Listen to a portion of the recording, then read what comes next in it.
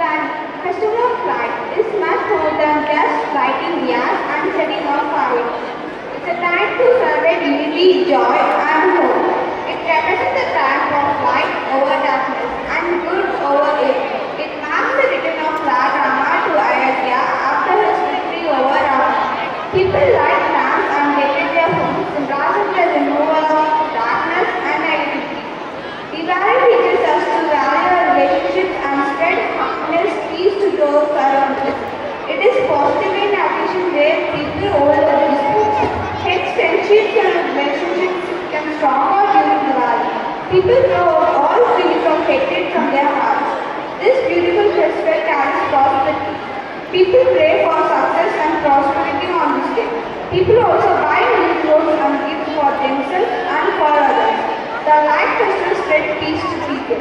It fills the light of peace to people. Diwali surely brings spiritual calmness to people. Shine or remove.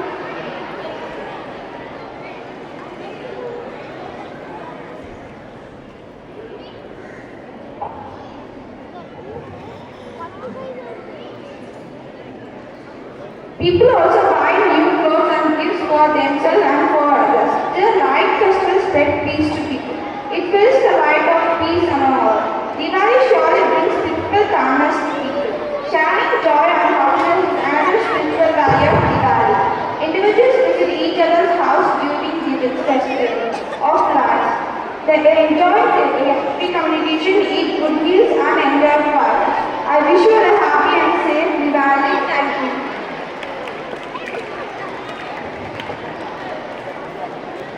இங்கு கூடியிருக்கும் அனைவருக்கும் எனது மகிழ்ச்சியான மத்தாப்பு வணக்கங்கள்.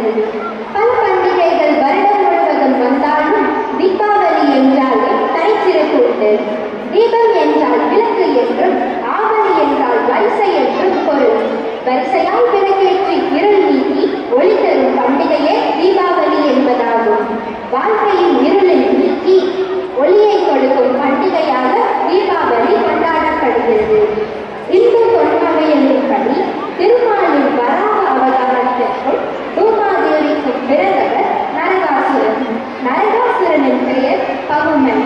இவர் தன்னுடைய பெற்றோர்களால் தான் மரணம் ஏற்பட வேண்டும் என்ற வரம் வாங்கியதாகவும், அதன் காரணமாக திருமாலின் கிருஷ்ண அவதாரத்தில் பூமாதேவி சத்யபாமாவாக பிறந்து நரகாசுரனை கொன்றதாகவும், அந்த நேரத்தில் நரகாசுரன் ஒரு வரம் கேட்டதாகவும் கூறப்படுகிறது. அந்த வரத்தில் பல கொடுமைகள் குறித்த தீயவன் நாம் சாகும் இந்த நாளை மக்கள் எப்போது மகிழ்ச்சியாக கொண்டாட வேண்டும் என்று வரமாக கேட்டார். தீயவன் ஒருவனின் அழிவில் மகிழ்ச்ச மக்கள் அன்று கொண்டாடிய கொண்டாட்டமே இன்றும் தீபாவளியாக கொண்டாடப்படுகிறது. தீபாவளி அன்று ஏழை பணக்காரர் என்ற பாகுபாடு இல்லாமல் எல்லோரும் எண்ணெய் வைத்து நீராடி புதிய ஆடை அணைந்து வீட்டில் தீபம் ஏற்றி கொண்டாடுவது அவசியம். தீபாவளி அன்று எண்ணெய் வைத்து குளிப்பதை புனித நீராடல் என்று சொல்கிறார்கள். தண்ணீரில் கங்கையும், எண்ணெயில் லக்ஷ்மியும், அரத்தில் சரஸ்வதியும், குங்குமத்தில் கௌரியும், சந்தனத்தில் பூமாதேவியும், புதிய ஆடைகளில் மகாவிஷ்ணுவும் குடியிருப்பதாக கருதப்படுகிறது. தீபங்களின் வரிசையால் புற இருள் விலகினால் மட்டும் போதாது. நம் மனதில் ஆக்கிரமத்திற்கும் பொறாமை, பஞ்சகம், தான் என்ற கர்வம் போன்ற தீய எண்ணங்களும் விலக வேண்டும் என்பதே தீபாவளி பண்டிகையின் தத்துவம். இந்த தீபாவளியில் அனைவரது வாழ்விலும் அன்பு, செழிப்பு, மகிழ்ச்சி நிறைந்து ஒளிரட்டும். ஆண்டு முழுவதும்